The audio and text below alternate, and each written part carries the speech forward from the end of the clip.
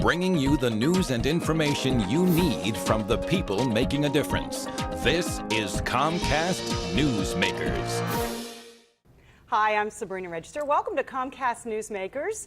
We are here at City Year headquarters in Seattle, and I am joined today by Brenda Barnette, who is CEO of Seattle Humane Society, as well as Cruz, and this is Tinkerbell. Welcome, Brenda. Hi, how are you? Great. Thanks so much for bringing these guys here today and bringing yourself. Is it a tough year as far as Seattle Humane Society? Are a lot of people finding that they can't care for their dogs anymore? We're having a little bit more of that, honestly. Cruz here is a little dog who was surrendered because the people had to downsize and move to a space they couldn't take him. Tinkerbell is a puppy mill dog.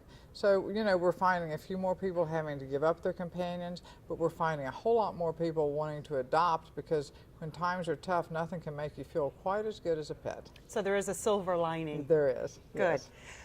Is it hard after a big movie like Marley and Me comes out, or a couple years ago 101 Dalmatians? Do you find that people rush in and they're looking for that particular dog, even though that might not be the right dog for them or their family? Absolutely, yeah. It's sort of like a blind date. They look good at first, but you got to really find out if that's the right dog for you and your family.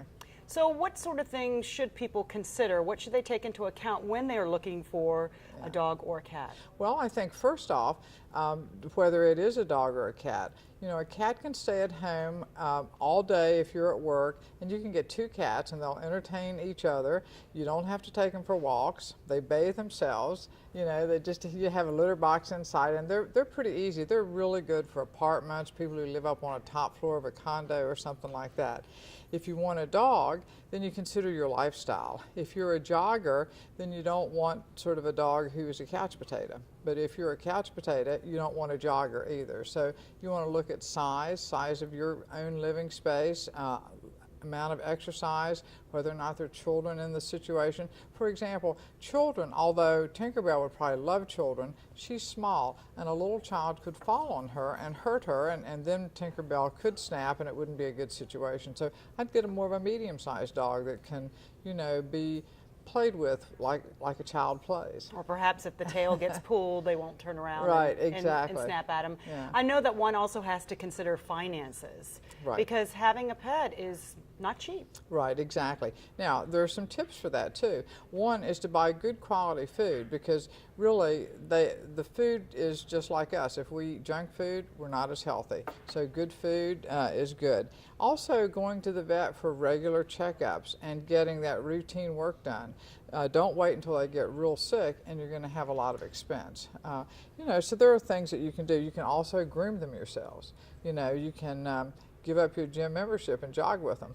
Right. I mean, you know, there are there lots are of ways to cut Absolutely. down on the cost. Yes. And as you said, more people are looking to adopt a pet these days, but people Right. are also having to give theirs up. So are you seeing more animals right now? We are seeing more, but we're doing things to help people adopt too, like doing some reduced fees for adoptions to make it easier for people to, you know, not have to you know, decide that they can't have a pet because they can't afford the adoption fee, for example. So, you know, we work with people, and, you know, when you buy a dog from a shelter, there is an adoption fee, you know, so there is a charge for it, but you get a dog who's already been spayed or neutered, which saves a lot of money.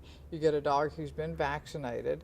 And, you know, we try to set people up with the dogs to start out with a training class so that they invest right away in training that dog and forming that lifelong relationship.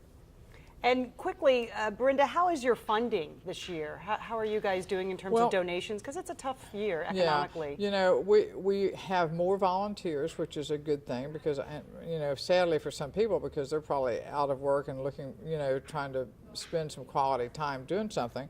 You know, our donations from the grassroots community stays good. I think that the larger donors whose portfolios have been impacted are making more careful decisions and sometimes not making quite as large a gifts. Brenda Barnette, CEO of Seattle Humane Society. Thanks so much. Thank you, Cruz. Thank you, you. Tinkerbell. Thanks for watching Comcast Newsmakers.